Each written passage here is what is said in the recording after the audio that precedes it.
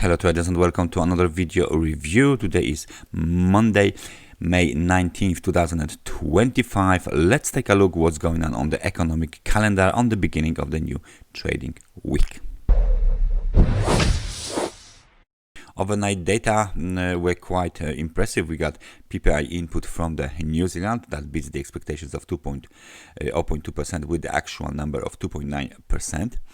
Data from China were quite interesting as well. Industrial production beats the expectations of 5.7% with the actual number of 6.1%. Fixed asset 4.0%, little bit worse than expected. Unemployment rate 5.1%, so it's down from 5.2%. During the London session, we are waiting for the CPI data from the Eurozone, the market participants, the CPI to stay at the same level of 2.2%. During the New York session, we got only the speeches from the FOMC members, Williams, 2:30, Bostic, 2:30, Kashkari, 7:30, and that's it. No more data releases that are at least medium important or high important for Monday. So, without any further ado, let's then take a look at charts. We start with Euro-Dollar.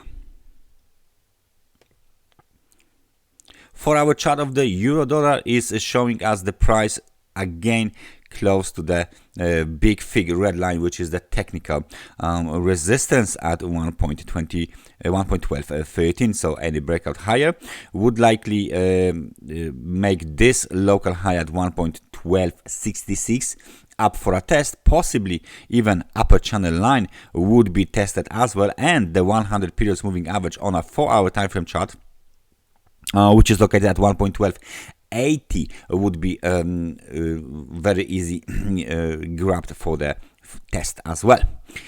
Momentum keeps hovering around the level of 50. We just recently bounced from the level of 40 for a brief dip down there. So our scenario of a developing wave 4 is still correct, as long as the market trades above the level of 1.0955 briefly. Any breakout higher would likely got the wave 5 to obviously extend to the upside, possibly above the wave 3 high. And on the daily time frame chart, if we change the perspective, we can clearly see that the 38% Fibonacci retracement of the whole big swing of wave 1 to 3 had been almost retraced. It's missing roughly around maybe like a not even 20 pips. All right, so pretty nice retracement. However, please notice that this situation here must end up quite quickly as we want to develop wave 5, right? Because this cycle looks incomplete right now. Momentum on a daily time frame chart got from extremely overbought market conditions down to level of 42. Now it's testing the level of 50. So again, any breakout higher would likely be positive for Euro-Dollar. Cable daily time frame chart still below the trend line, still below this important orange trend line. Let me just go back to the 4-hour time frame chart. What do we have? What do we have here? The market is below the orange trend line, hovering around the 100 periods moving average at 1.3305, and then slightly better momentum for the bulls, because the bulls keep trying to bounce on the level of 50. Low was 46 points, roughly around the level of 1.3248. So we need a breakout to the upside to continue the up move.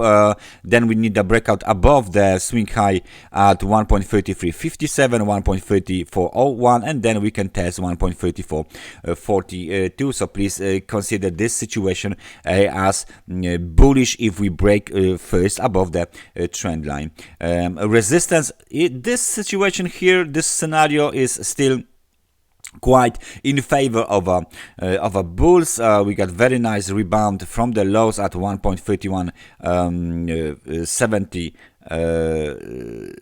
39, sorry, looks impulsive to me. This might look like the correction A, B, and C. So the situation here might, if this is a bullish movement and bullish cycle, the situation here after ABC correction is done might look like this: wave 1, wave 2, and now we need a big rally in wave 3. Okay, then correction and wave 5. Now we need a big rally in wave 3. So this is how the scenario looks like. Otherwise, if there is no rally in wave 3, then this might be a part of the more complex and time-consuming correction. Please keep an eye on the levels. Another measure is US dollar versus the Japanese yen. 4-hour time frame chart is showing us that the market keeps moving lower, and as you can see, this correction was short, this was a little bit longer. Now that's the biggest correction. This is the swing high, 148.66. we went down towards 144.82, and the momentum remains at the level of around 40. So the momentum is negative, and the sentiment is still negative. So it looks like the market participants might want to test 100 periods moving average, which is located here at 144.69. Then this trend line, the orange trend line, might be tested as well, and if there is a bounce, we might continue higher. However, if we take a look at this situation here and the cycle it forms, we can see that this is a corrective cycle. There's waves, there are waves that are overlapping itself, so it doesn't actually looks pretty much impulsive whatsoever, right? So please keep an eye on one hand on the 100 periods moving average trend line and the technical resistance at 146.20, and we will see where this market wants to go in the nearest future. US dollar versus the Canadian dollar on a 4-hour time frame chart. This market is still locked inside of this local range. Technical support 1.3903, technical resistance 1.4025. We might assume that there is something like the possible, obviously, some sort of the triangle being built right now, and in that situation the triangle might be a continuation pattern. So as you can see, there might be a breakout to the upside in US dollar to the Canadian dollar. Let me just grab my arrow. There you go. So we are expecting this at least towards the technical resistance, maybe even higher, right? So let me just, maybe even towards 1.41. If this is a triangle A, B, C, D, E, so we should see now breakout to the upside on the US dollar to the Canadian dollar. Otherwise, we stay inside of the range. How is the gold doing after the ABC correction has been completed? The ABC correction has been completed at the level of let me just mark it for our chart. So this is the potential low for the ABC, 3,120. So that's the technical support. Nice correction to the downside has been completed, but the market is still below 100 periods moving average, which is 3,282, below the blue trend line short term, and below the orange trend line, which is short term as well, but a little bit more important. I'm just wondering whether there is some kind of a channel. Let me just copy this line to see if there is any kind of a channel here that this market might be following. Well, might be following this this channel as well. So we got the upper channel line, lower channel line, and now the situation is even more interesting, because let me just mark this a little bit thicker. There you go. Because right now, this is blue trend line and there's a blue moving average, so we will do it like that. We have a violet trend line. We are still trading below it. The market is inside of the downsloping channel. However, the outlook still remains bullish, because potentially ABC correction is done and the momentum is quite strong in terms of the relative strength of, obviously, because we've bounced from the extremely oversold conditions towards the level of 50, right? So please keep an eye on the levels and on the chart tools like a trend lines, because any breakout higher is positive for gold and for bulls on gold. And last but not least, let's take a look at the Bitcoin, and this is a daily, this is for our time frame chart. Sorry, we got a brief breakout out of this range. Our range is this in, let's say, beige rectangle. Let me just move my supply zone. There you go. This is my supply zone. As you can see, the bulls managed to get inside the supply zone, but supply zone works like this. Every time a weak market moves inside the supply zone, the market is being pushed lower, and this is the big upper shadow left on a daily time frame chart on today. So okay, so they try it, you know, overnight, and then the market, as you can see, is sliding lower, possibly towards the lower